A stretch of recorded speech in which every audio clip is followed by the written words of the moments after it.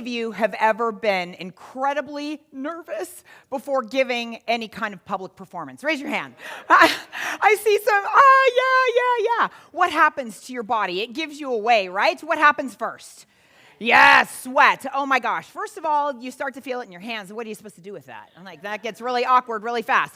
Then you're like, okay, somebody's deodorant is not working. And I know it's not mine because I didn't put any on this morning. Then what happens to your body? After the sweat, then comes what?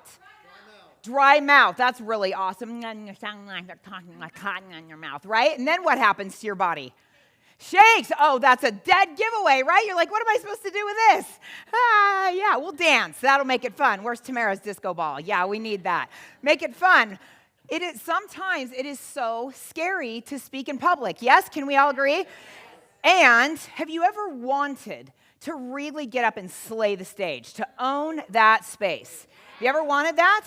And it doesn't have to be a big stage. Sometimes it can be a conversation with a child, or with a spouse, or a soon-to-be ex-spouse. Those are command performances as well, right? And have you ever had it happen to you? I know I have, where the best presentation of your life is given 5 minutes after the conversation occurred. Like, dang it! Mike, if only I had said that. What a great idea. Why didn't I think of that? And then you're like, ooh, I need to go back. I need to do that again. I need to say that again. But that isn't a thing, right? So, have you ever heard of a command performance? And no, I'm not talking about the haircutting salon from the 80s. Although some of you may have been there. Lovely place. Do you know what a command performance actually is? Thank you, Dave. I would love to tell you. A command performance is when royalty used to have a troupe of entertainers on standby. And at the snap of a finger, they would get up and dazzle with an amazing presentation. If I'm Katie, there's a foot in the air, right? And there's a dance too, but I'm not as good at that as she is. An amazing performance. And if they sucked, what happened to them? Right? They had their head cut off. Jim knows about this. Talk about high-stakes situations. I'm looking at all of you, and you all look really good to me. I'm guessing that even though you may have had a scary experience speaking at some time in your life, none of you have yet to die on stage. Is that true? Yay! Have any of you given yourselves a concussion while on stage? I have. I actually have. So, has anybody thrown up on stage? Good. You're doing so well. I'm so proud of you. You are better than you think you are. Yes. So I'm going to teach you a little acronym to help you start delivering more command performances every single day. You ready for that? Who's ready for that? And this, like Michelle talked about earlier, my amazing, beautiful coach, this comes from the inside. I know you're here to learn about the strategies of speaking and how do I craft and create a keynote. In the words of my amazing friend Jason Hewlett, 3 points and a poem. That's how you craft and create a keynote. But we'll get to that. And by the end of this weekend, you're going to have that. You're going to have all of that. But this little formula, this little recipe, is something you can take and start using in every conversation starting today. Who's ready for that? All right. So it is a little acronym. We'll see. You look like a very smart group. Turn to the person next to you and say, I know you've got this. And Tamara's adding a wink in there. Look at that. All right, here we go. It starts with an S. An S is for storytelling. As humans, our brains are hardwired for story. And of all the things that you have heard today, the things that you're going to remember the most are the stories that people have shared. Yes? So S is for? Story. Oh, see, I told you were a smart group, Ralph. Look at that. You doubted them, but yeah, no. S is for storytelling. The next is P. P is for permission. Permission to go there. Permission to dive deeply and mine the diamonds in your past and in your own personal stories, because there is gorgeous material there that you can use to share and bless the lives of others. S is for? Story. Good job. P is for? Permission. So the next one is E. E is for empathy. First of all, you need to, as you give yourself permission to go deeply, you have to have empathy for yourself, for the things you did, the things you didn't do, the decisions you made, And it's all okay. And love yourself at this moment in your hero's journey without judgment. Agreed? Yeah. Awesome. You have to create safety for yourself, because when you do that, what are you automatically going to do for others? You're going to create safety for them. And can we agree that we're going to do that with and for each other this weekend? Yeah. Yes. Beautiful. S is for storytelling. P is for permission. E is for empathy. Wow. I'm so impressed. You are ready to speak. Oh, here we go. I kind of gave it away. Ha!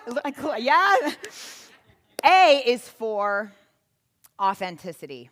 Your audience will know if you're faking it. And I kid you not, I remember going into a bathroom. I think we all need to do that from time to time. I was in the middle of speaking sessions, and I walked into the bathroom, and I'm there. And so the other people in the bathroom couldn't see that I was in there. And somebody said, "Oh my gosh, that last session sucked so badly." And I was just praying they weren't talking about me. And then they started talking about a man. I was like, phew, thank heaven. Like, okay, thank heaven it wasn't me. And then I was like trying to collect myself, my body giving me away right there. And I'm like, okay, breathe, breathe, breathe. Where's Sandra when I need her? And then I heard someone say, "Wow, did you hear that last speaker? I can't believe how vulnerable she was. I will never forget the story she told." That, and I was so grateful. And then I finally was able to stop shaking and leave the bathroom. So that was really awesome. Do that. Show up. S for storytelling, when we get strategic, also stands for show up. We'll get to that. So last letter is K. This is know yourself. Know yourself. Know your story. Because as you own your story, you will own the stage. And if you really want to own your story, then you can really start to own the stage unapologetically. So, S is for? Good job. Yeah, Ralph got the ing on there, so good job. Yeah, keep reminding Dave. Storytelling, awesome, yes. Awesome. P is for? Permission. E is for? Empathy. A is for? Yeah, and K is for?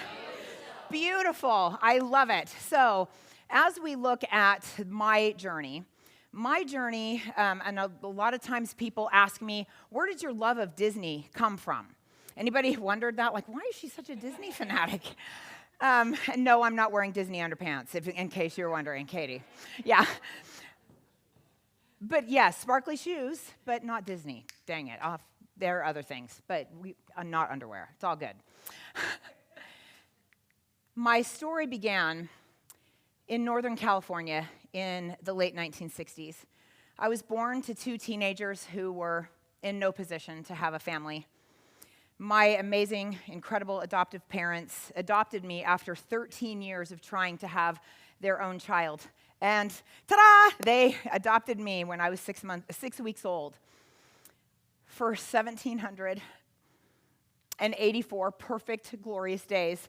Copernicus called, I was the center of their universe. And they did not have a lot of material wealth, but none of that mattered to me because I was so richly, abundantly blessed with so much love as their only child, and I wanted for absolutely nothing. My mother, all she ever wanted to do her whole life was to be a stay-at-home mom, and so I really was the center of her world. And for 1,784 perfect days, we had her. We had an angel on earth before that terrible, rainy November night when my dad and I drove her to the hospital, and I said goodbye to her for the last time. And I didn't know that that was going to be the last time that I ever saw her. She told me to be good, and she told me to take care of Daddy. So I started making him peanut butter and jelly sandwiches every day before he went to work for the Department of Energy. And then that terrible, terrible day in January when my angel mother became an angel herself and went home to that God who gave her life. My poor dad, bless his heart, he was understandably completely distraught, totally undone, and he started dating very, very quickly. And again, empathy for self, for others. I can't judge who he was or where he was at that time. He made the decisions that he did. And a colleague of his suggested that he take me to Disneyland, that it would be a place of healing for both of us. And so at age 5, I went to Disneyland for the first time. I don't remember anything about that trip, sadly, but I do remember that going back on subsequent trips, I felt something on a cellular level. I felt like I really was leaving the world behind, and I was immersing myself in magic. And I loved that because Dad's next decision was to marry a woman who neglected to announce until after the nuptials that she detested children. Her first idea after they were married was, hey, let's send her back to the adoption agency like she was a puppy that didn't work out. Yeah, she didn't use the puppy phraseology. My dad said, absolutely not. She is my daughter, but she didn't get it.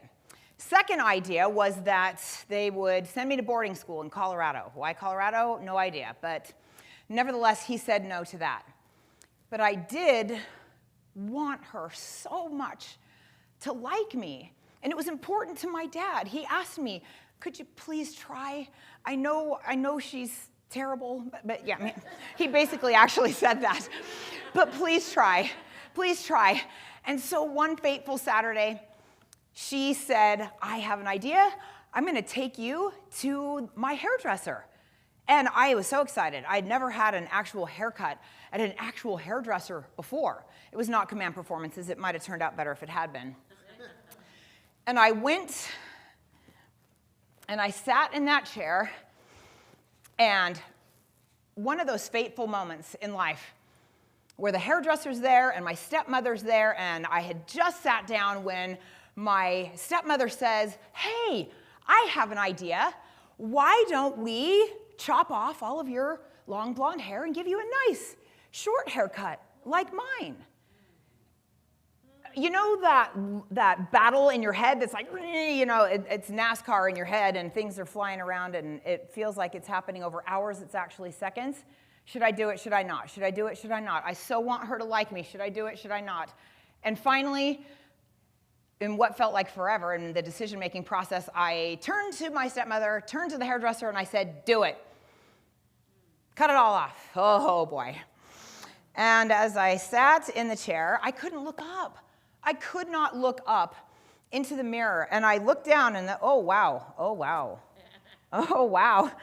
And I realized if that was down there, it wasn't on my head. I've never been good at physics. I've never played someone on TV who's good at physics, but I could tell that was not good. Finally, I muster up the courage to look up and look in the mirror, and I thought, oh, no. Who is that? I don't recognize who that is. And at that moment, I realized that I had just put on my first mask. The mask of becoming a people pleaser. I did something that I otherwise did not want to do in order to get someone else to like me. And I thought, wow, this is really pretty and it fits really well, and it took me more than 40 years to take it off. Where are you doing this? We all wear masks. Why do we wear masks like this when we go to a masquerade ball? What's the point? To hide. And to hide what? Ourselves and our identity. What if you could deeply tap in to your identity and bring that version of you to this stage and every stage? What would that look like? What would that feel like? I love Cinderella so much. A, because Walt Disney got me. I thought, wow, I'd never seen a movie in my life where I felt like I resonated so much with the character, and I was looking around to make sure everyone else in the theater saw the same movie that I had. And the most beautiful thing about Cinderella is when they remade it as a live-action version in 2015, there's a quote that has become a mantra for my life. The hardest thing that any of us will ever do is to be seen for who we truly are. I invite you, as you look to take your own command performances and to create those magical stage moments, that you recognize, I thought the magic was inside Disneyland, and I had to walk through those doors in order to find it. The magic was in me all along. And one of my coaching clients here today My nickname for him is Magic, and every time we talk, he says, "Hey, Magic, how you doing?" And he told me when he began this work, he said, "I am ready to bring out my own magic." And I want and hope, and I'm so excited to meet you. I'm so excited for you to meet and fall in love with that best version of yourself so that you can take every stage that you want to take, bring your magical, authentic self to this work, and command every performance. Thank you very much.